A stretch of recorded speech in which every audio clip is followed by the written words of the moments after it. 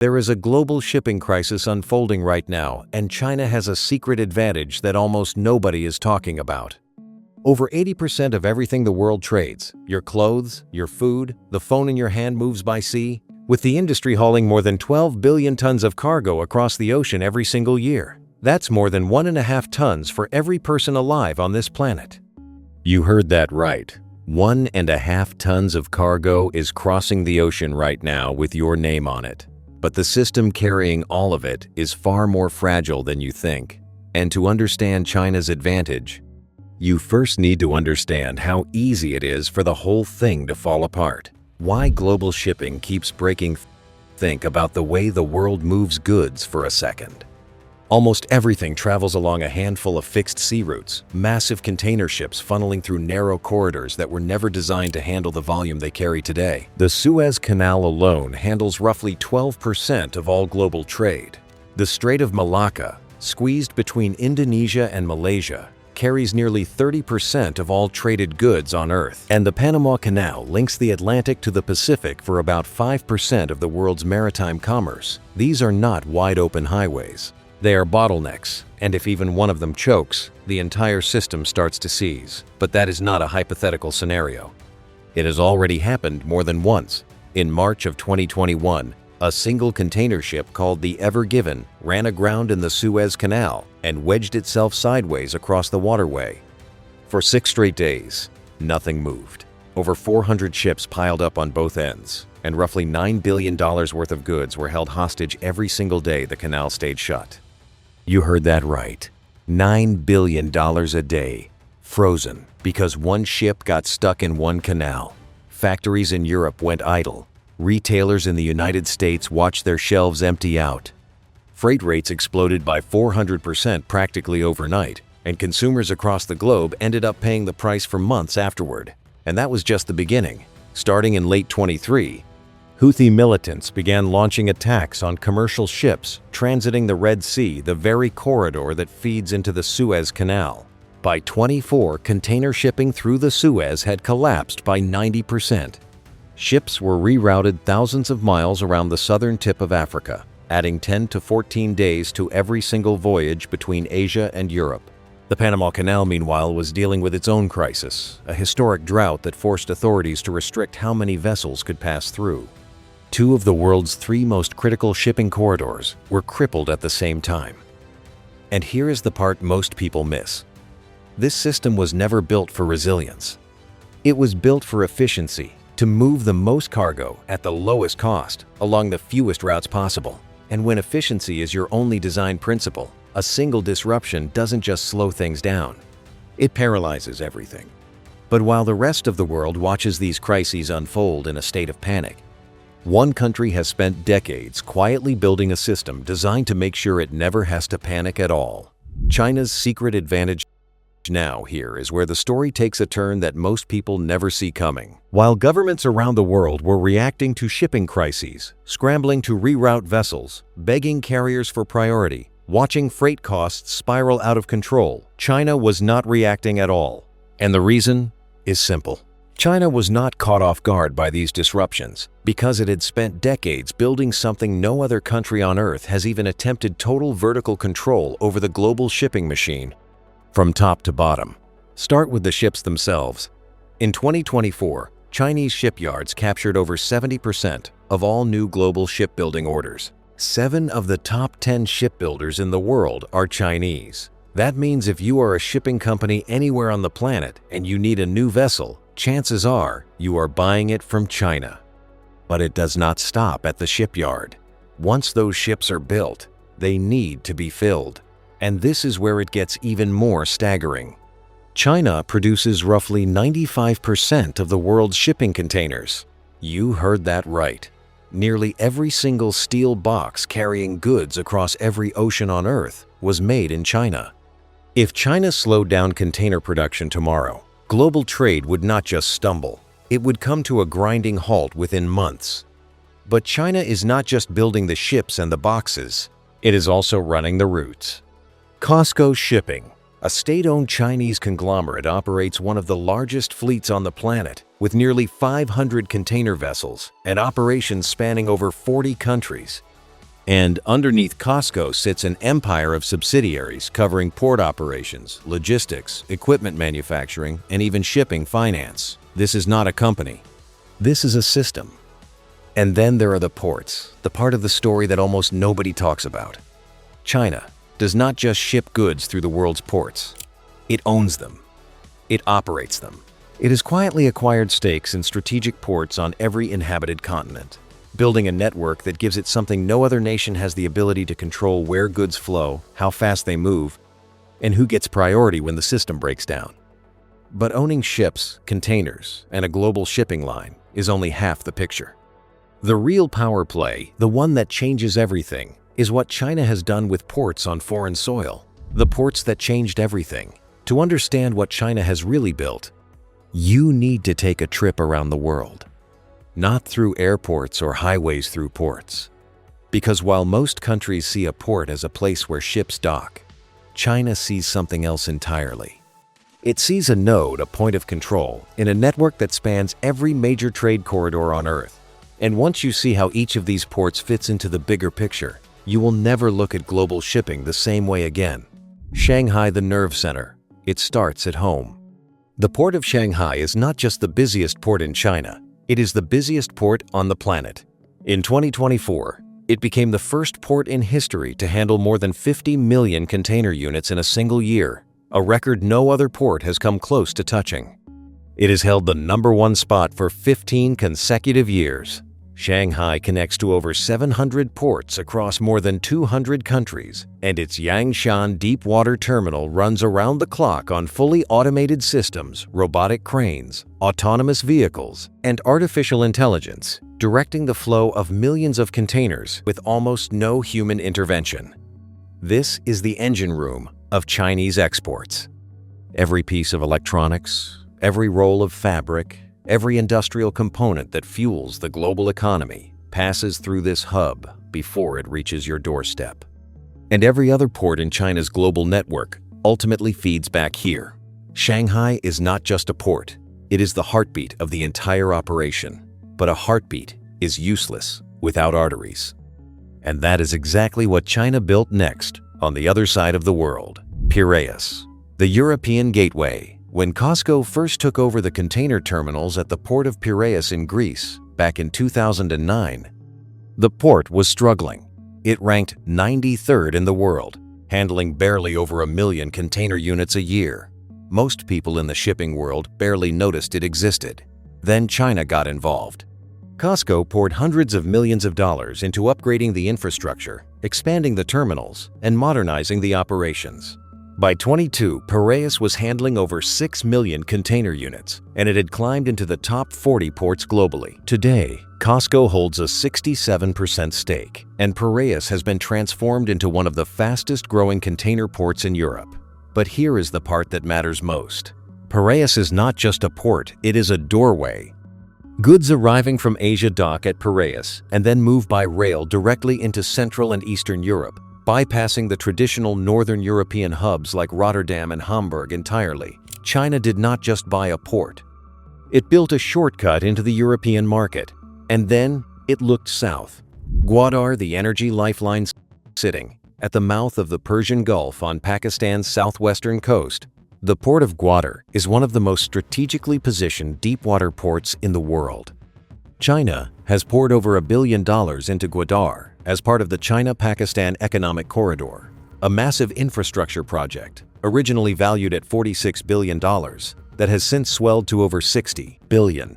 But Gwadar is not really about containers, it is about energy. Right now, the vast majority of China's oil imports travel through the Strait of Malacca, a narrow corridor between Indonesia and Malaysia that is one of the most congested and vulnerable choke points on Earth.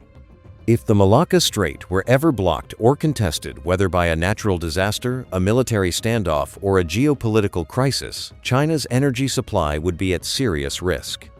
Gwadar changes that equation.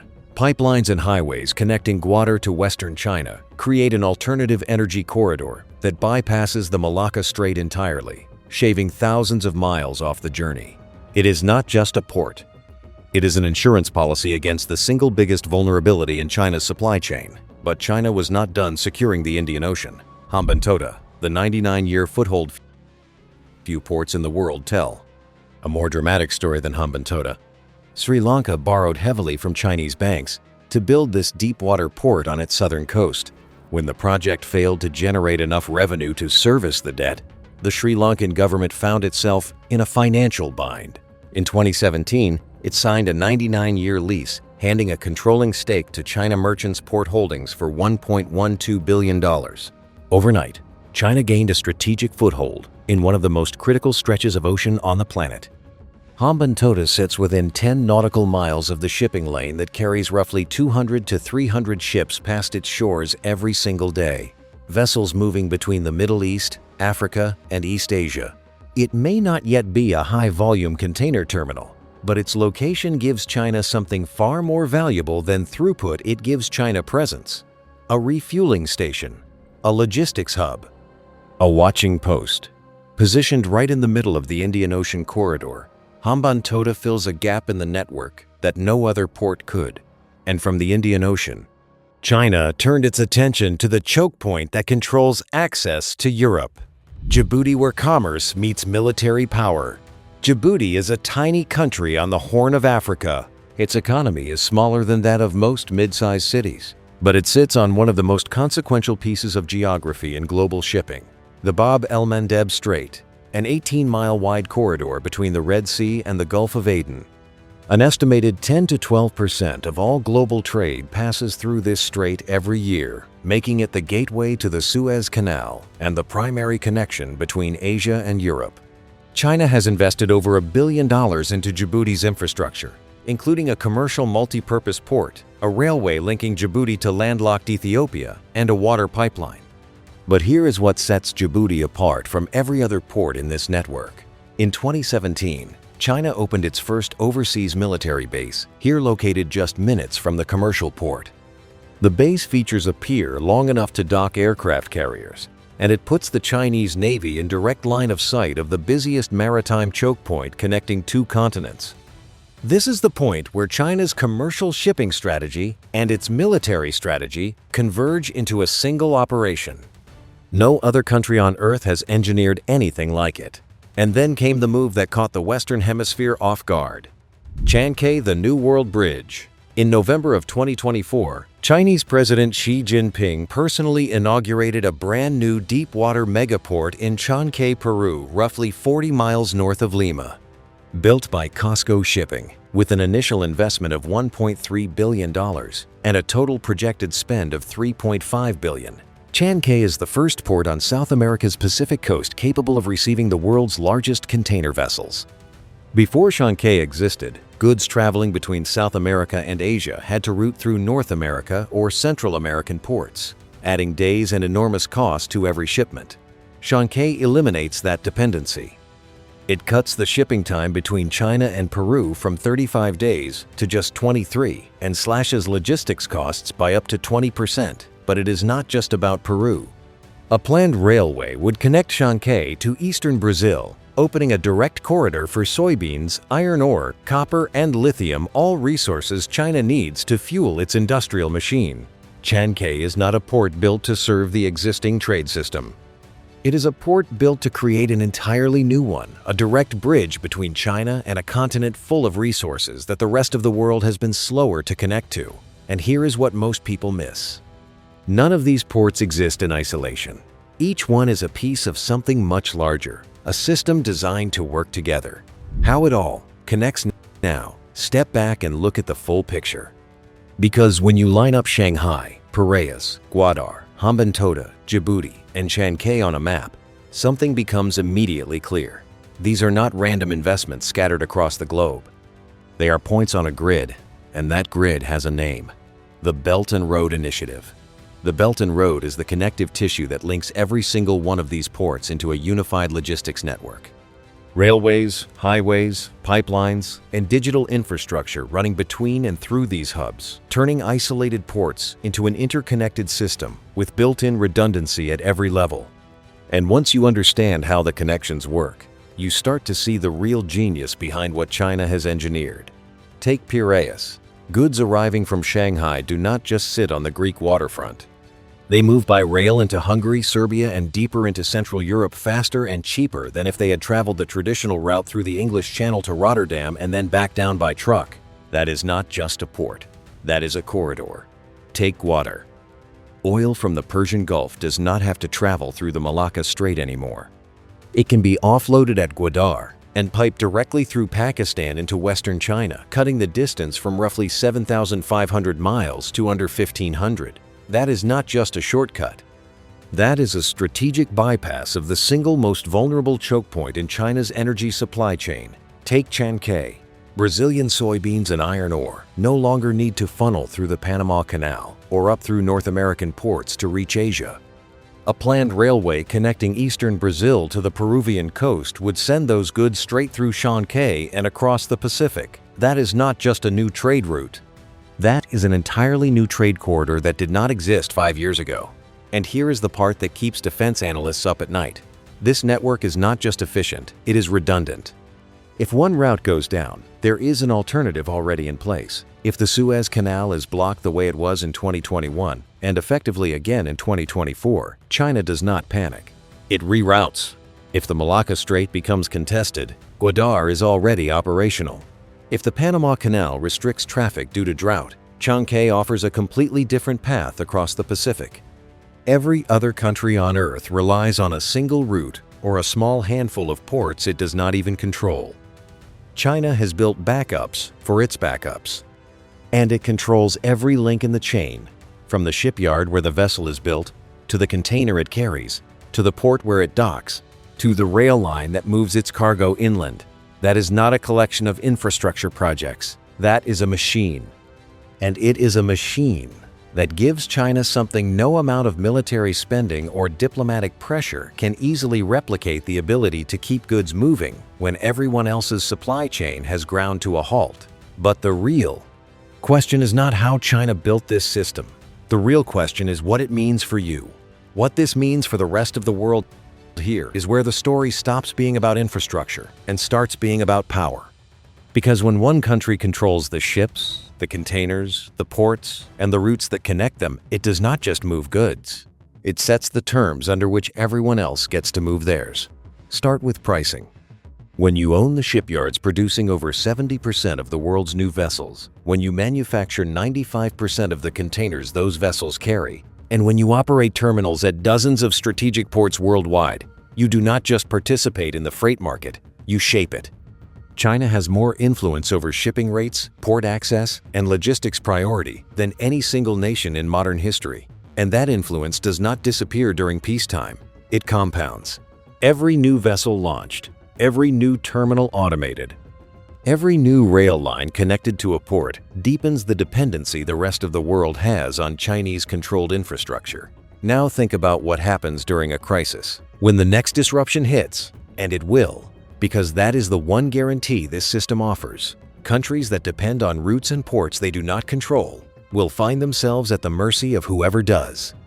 If you are a European manufacturer waiting for components from Asia, your shipment is almost certainly passing through at least one Chinese-operated port or traveling on a Chinese-built vessel. If you are a South American commodity exporter looking to reach Asian markets, your fastest and cheapest option now runs through a Chinese-owned megaport in Peru. If you are an African nation importing consumer goods, the odds are growing that Chinese logistics networks are handling some part of that transaction. None of this means China will weaponize its network overnight. But it means that in any negotiation trade, diplomatic or military, China sits at the table with a card that nobody else holds. It can prioritize its own supply chains. It can offer favorable terms to allies. And it can quietly slow things down for anyone who pushes back. That is not a theoretical advantage. That is leverage, the kind that reshapes how deals get made and how disputes get settled. And perhaps the most uncomfortable part of this story is the silence on the other side. While China spent decades building this system, most Western nations did almost nothing to create alternatives. The United States, once the world's dominant shipbuilder, now accounts for barely a fraction of 1% of global commercial shipbuilding. Europe's ports remain efficient, but are increasingly dependent on vessels and containers manufactured elsewhere. And the developing world, the nations most vulnerable to supply chain disruptions, has in many cases welcomed Chinese infrastructure investment because nobody else was offering to build anything at all. The result is a global trade system that is more connected than ever before, but is increasingly running on rails that one country laid down. The advantage nobody saw coming. So what is China's secret advantage? It is not the ships. Any country can buy ships. It is not the ports. Any country can build ports. It is not even the money, although the scale of investment is staggering. China's advantage is that it connected all of it. It took shipyards, container factories, shipping lines, and port terminals on 6 continents and wired them into a single coordinated system, one that can absorb shocks, reroute around disruptions, and keep goods flowing when every other supply chain on Earth is choking. The rest of the world built for efficiency. China built for control. The rest of the world optimized for cost. China optimized for resilience. And while everyone else was focused on getting goods to market as cheaply as possible, China was quietly asking a different question. Not how do you move things faster, but how do you make sure you can always move them, no matter what happens? The next time a canal gets blocked, a strait gets contested, or a pandemic shuts down half the world's ports, watch closely. Watch who scrambles, who begs for container space, who waits in line, and then watch who keeps moving. Because the country that keeps moving is not the one with the biggest navy or the loudest voice at the negotiating table. It is the one that spent 30 years building a network the rest of the world did not even notice until it was already too late. The system behind the system. And that is the part of this story that almost nobody talks about. Countries build ports, countries build ships, countries sign trade deals and negotiate tariffs and argue over freight rates. But only one country looked at the entire global shipping system, every choke point, every vulnerability, every bottleneck, and decided to build its own version from scratch. Not to replace the existing system, to sit on top of it, to own the layer underneath it, so that no matter what breaks, no matter what gets blocked, no matter what crisis erupts next, China is never the one left standing on the dock, waiting for a ship that is not coming.